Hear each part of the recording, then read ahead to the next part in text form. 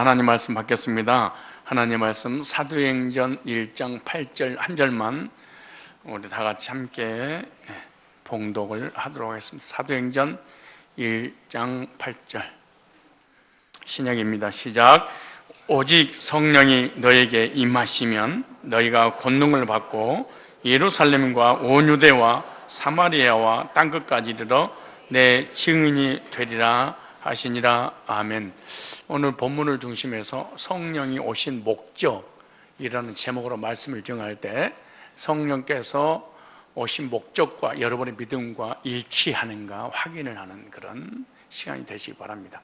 우리 하나님께서 창세 전에 세운 계획이 있었는데 그 계획이 그리스도 안에서 하나님을 떠나 범죄한 인간을 구원할 아주 원대한 계획을 경륜이라 이렇게 신학적 용어로 그렇게 말씀합니다. 그런데 그 계획을 이루시기 위해서 구약의 예언을 이렇게 했습니다. 하나님께서 아들 예수님을 보내주시고 그 예수님을 통해서 우리를 구원하셔서 영원한 영생을 주실 것이야 라고 구약 예언했습니다. 구약 그 예언을 성취하기 위해서 예수님이 이 땅에 오셨지요. 오셔서 공생의 기간에 구약에 예언했던 모든 예언을 다 이루시고 십자가에 못 박혀 죽으시고 3일 만에 다시 부활을 하셨습니다. 부활하신 그 주님께서 제자들과 또 예수 믿는 모든 사람들에게 명령을 했습니다. 부탁을 했습니다. 그게 뭐냐 그러면은 예루살렘을 떠나지 말고 아버지께서 너에게 주시겠다고 하는 약속의 성령을 기다리라. 그래서 제자들은 약속의 성령을 기다리기 위해서 예루살렘에 모여서 약속의 성령을 기다린 대로 실제로 성령이 오셨습니다. 근데 성령이 오시면 뭐라고 말씀하시냐 그러면은 오직 성령이 너희에게 임하시면 너희가 권능을 받고 예루살렘과 유대와 사마리아와 땅끝까지 이르러 내 증인이 되리라 하시니라. 그래서 성령이 오시지 않으면 예수님도 믿어지지 않고 속죄도 믿어지지 않고 영생도 믿어지지 않는단다. 이론적으로 예수가 믿어지고 하나님은 믿을 수 있겠지만 생명으로는 속사람이 거듭날 수 없단다. 그러니까 무엇을 하기 전에 성령을 기다리라. 성령을 보내주시겠다. 그래서 주님의 가장 위대한 마지막 부활하셔서 그리스도인들에게 주신 약속이 성령의 약속입니다. 그런데 성령이 임하는 역사에 대해서 오늘 설명을 하고 있는데 성령이 오시면 어떤 목적을 이루실까? 그런데 이 한국 교회나 세계 교회가 문제가 뭐냐 그러면 성령이 오시면 어떤 은사를 체험한다고 그렇게 생각하는데 그거는 현상적인 것이지 궁극적인 목적은 그게 아니에요.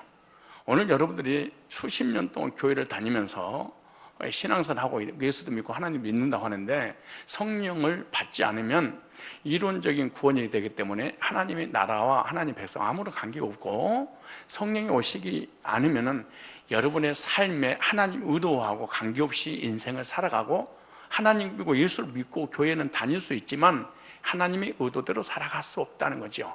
그래서 성령이 우리에게 오실 목적이 무엇이냐 라고 하는 제목이에요. 오시면 오늘 첫 번째 보니까 이렇게 말해요.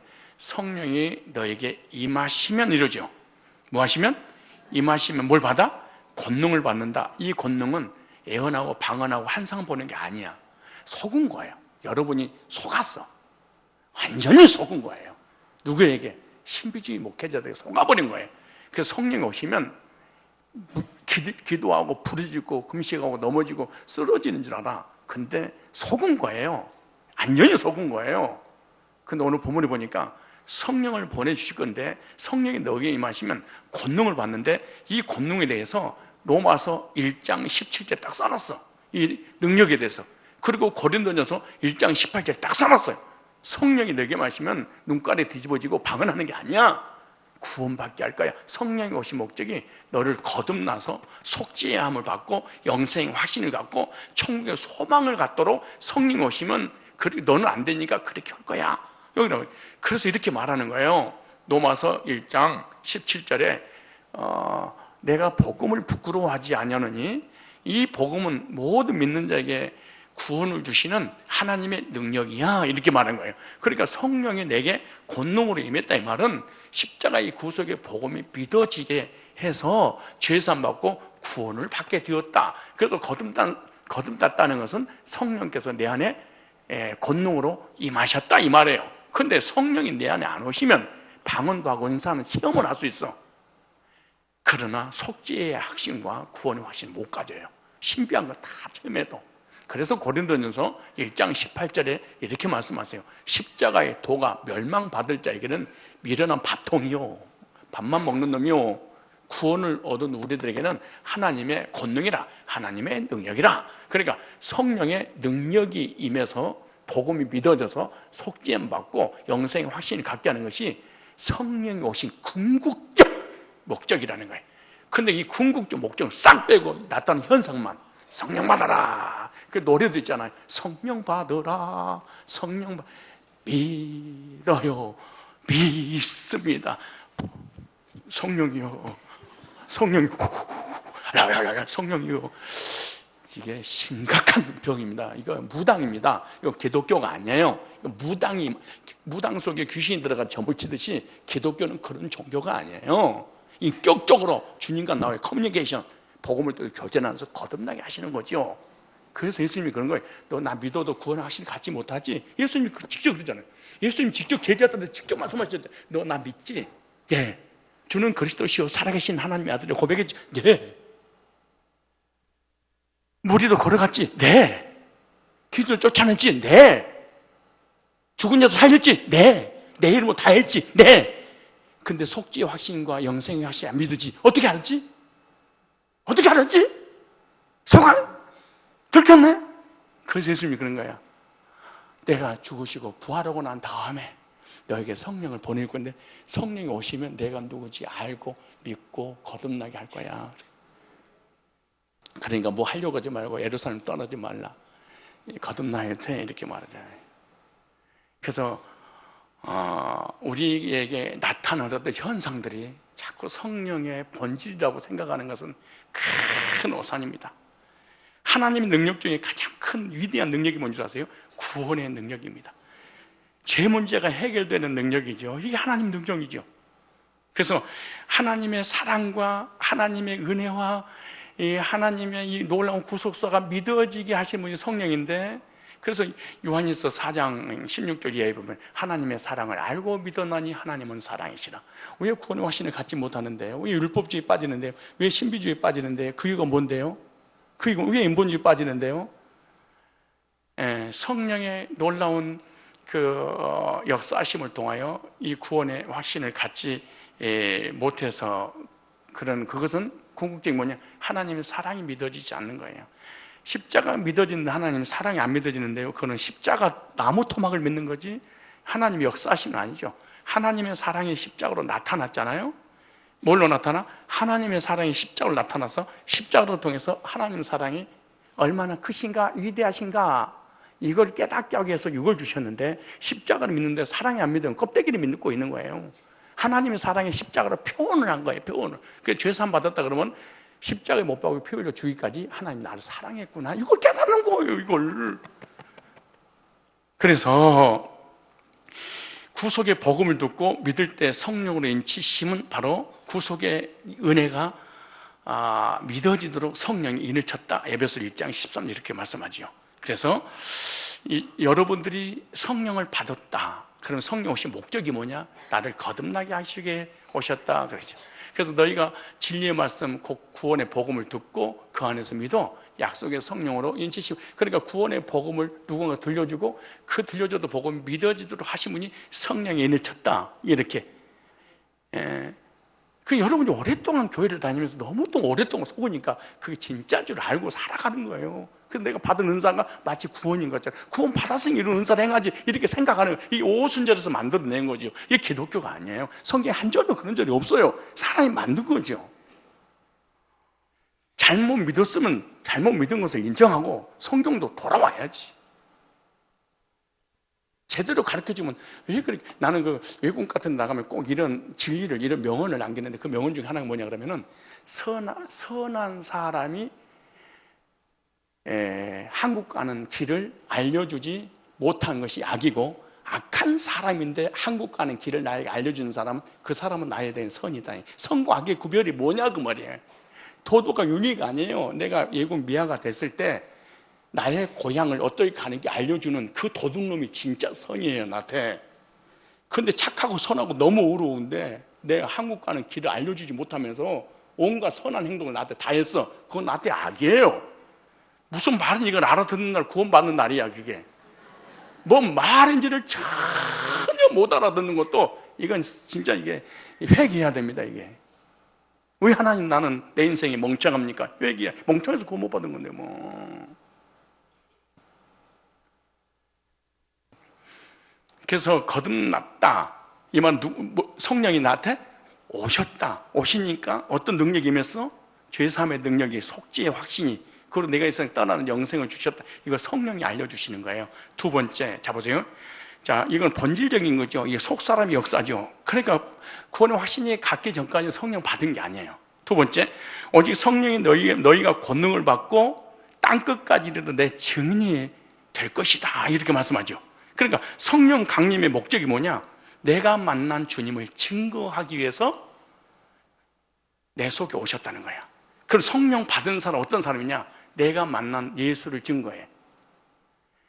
왜? 증인이 하는 일이 뭐예요?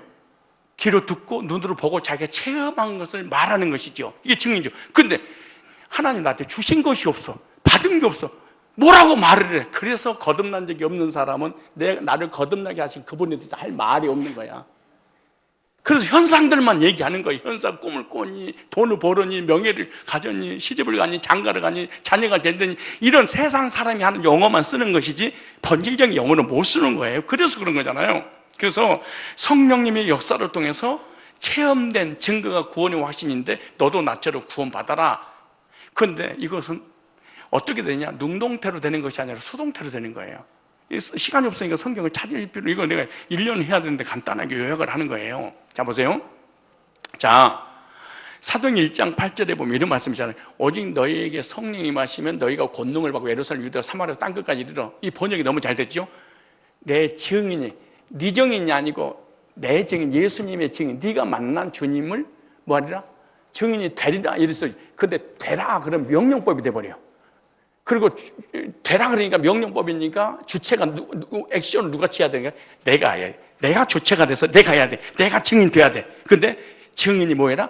되리라. 니자를 빼보면 되라. 번역 진짜 잘못, 우리 성경 잘 됐어요. 너무너무 잘 됐어요. 잘 될 정도가 아니에요?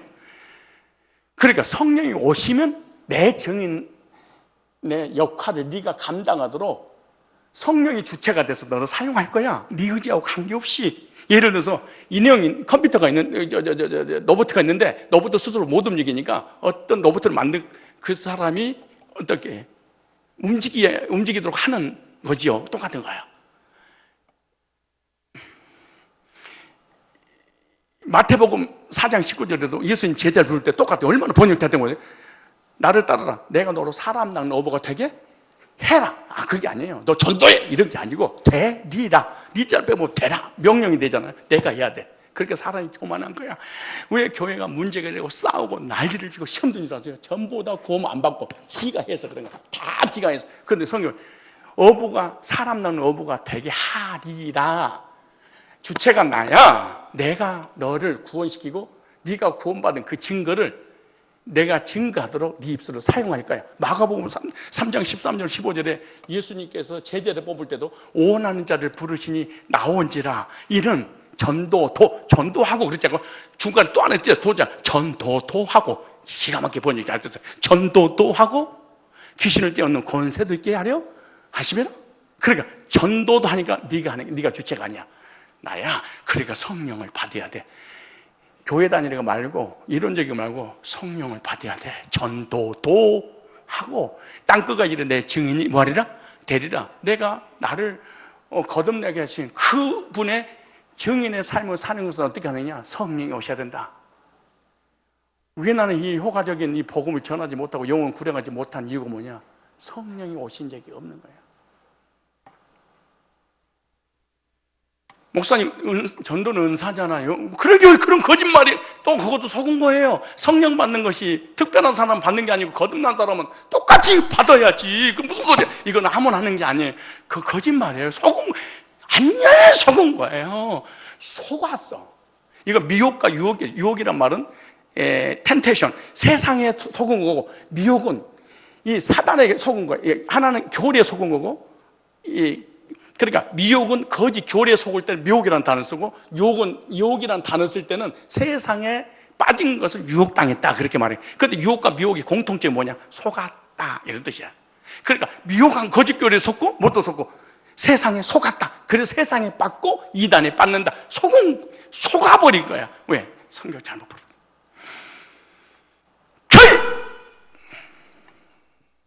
90% 이상의 성령의 은사가 성령의 본질로 생각하니까 세상이 썩어버려, 타락해버린 거예요. 성령이 너에게 하시면 너희가 뭘 받고? 권능을 받고 땅끝까지 내가 너 사용할 거야. 나 주님 만났어? 나 만났어? 그럼 성령이 나 만난 얘기를 너를 통하여 할 거야. 이게 성경의 새 방언이라 그렇죠. 세 번째,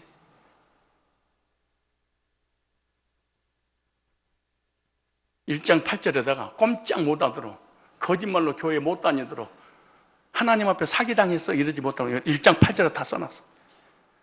예루살렘과 유대와 사마리아와 땅끝까지 이르러 뭐가 되리라? 증인이 되리라. 그러니까 주의 증인은 온 세계에 증언해야 되는데 이게 뭐냐? 예루살렘, 유대, 사마리아 땅끝이죠. 그 무슨 말이에요? 선교해라.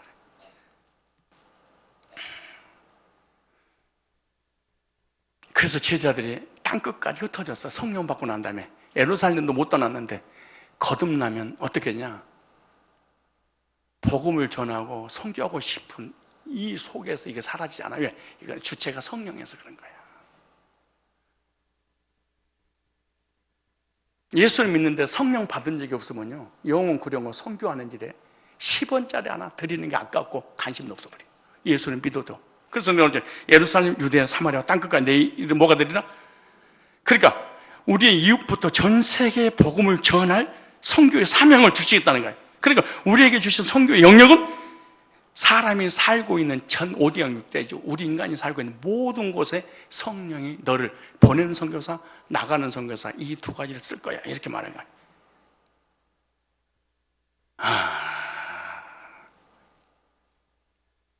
그러면 세계 선교를 어떻게 할 것이냐? 말씀을 할 것이죠. 복음을 하잖아요. 그럼 복음을 전할 때 복음만 가지고 되겠냐? 그게 안 되니까 뭐가 필요해? 물질이. 여러분 걸어서 태국 가는 거예요? 비행기 타고 가는 거예요? 그럼 비행기 타고 가려면 돈이 있어야 돼, 없어야 돼? 그럼 비행기는 수단이고 비행기를 타고 가서 말씀을 전하는 게 목적이잖아. 여러분 제정신 차리셔야 됩니다. 진짜 여러분 진짜 구원 안 받았는지도 진짜 몰라. 진짜 농담하는 게 아니고 진짜 아닐지도 몰라요. 왜냐? 자, 성령이 내게 임해서 거듭났어. 거듭났으니까 주님 뭐가 되라? 증인해라. 근데 어디 가서 증인해라? 선교해라. 어디서? 사람이 사는 곳이면 어디 가라? 5대양 6대주에 가라. 거듭난 적이 없으면은 내가 만난 주님 만난 적이 없으면 그 주님을 얘기할 수가 없어. 근데 어떤 걸 얘기할 수 있냐? 현상은 얘기할 수 있어. 그런 본질, 내가 만난 주님은 얘기할 수 없는 거야. 이거는 못 속이는 거야. 근데 너무너무 좋으니까 예루살렘뿐만 아니라 어디까지? 땅끝까지 이랬는데 지금 5대 6대주에 내가 돌아다니면서 사람 사는 곳이 어디니 가겠다. 그 내가 가는 게 아니라 누가 쓰겠다? 주님이 너를 쓸 거야. 성령이 오시면 그건 어떻게? 수단과 방법으로. 수단은 뭐냐? 건강, 물질, 너의 환경이란다. 뭘? 목적을 이루기 위해서.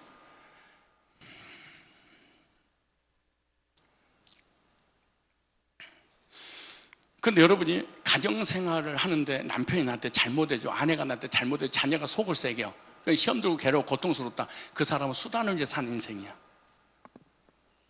이 사람의 모든 삶의 의미는 수단이야. 먹고 자고 싸우고. 마치 코끼리를 훈련시켜서 코끼리가 나보다 낫더라고. 코끼리가 그림을 그려. 코끼리가 하모니카를 불러. 그러니까 우리보다 낫다는 얘기지. 그잖아요. 그건 왜냐? 먹을 걸 주니까 훈련되어져서 된 거야. 우리를 똑같지만 사단은 훈련받은 거예요. 우리가 어떻게 먹고 있고 마시고 삶의 목적 의미는 이 땅이란다. 너 영혼도 아니고 내세도 아무것도 아니야. 잘 먹고 잘 살아. 근데 하나님 뭐라고 하냐면 삶의 이런 수단들이 목적을 위해서, 건강도 목적을 위해서, 물질도 목적을 위해서, 우리 가정도 목적을, 시집 장가도 목적을 위해서, 자녀를 성공시켜도 목적을 위해서 준 건데, 우리는 목적을 주신 분은 깡그리 지어져 버리고 수단을 위해 살아가면서 구원받았다고 살아가. 근데 개하고 짐승과 우리가 다른지 뭔지 아세요? 목적이 달라. 왜 먹니? 왜 자니? 왜 건강하니? 왜 사는 거니? 왜 가정을 이루는 거니? 목적이 뭐야? 근데 목적이 남편이고, 목적이 아내고, 목적이 자녀고, 목적이 물질이고, 목적이 건강이니까 전부 다 짐승하고 똑같아요.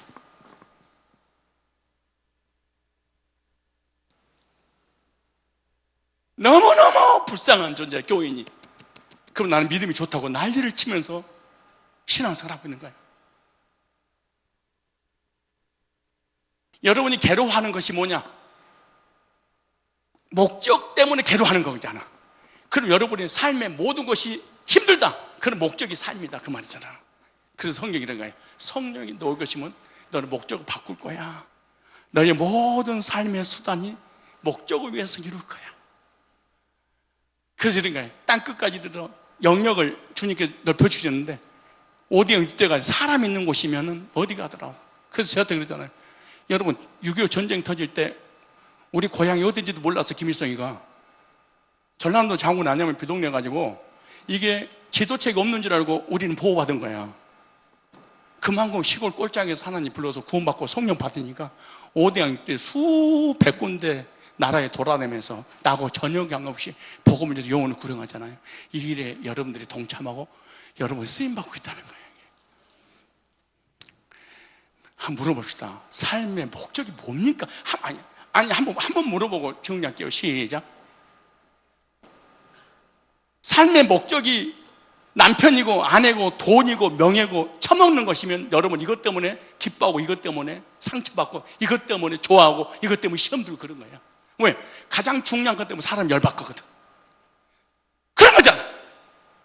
아니 그거지 뭐예요?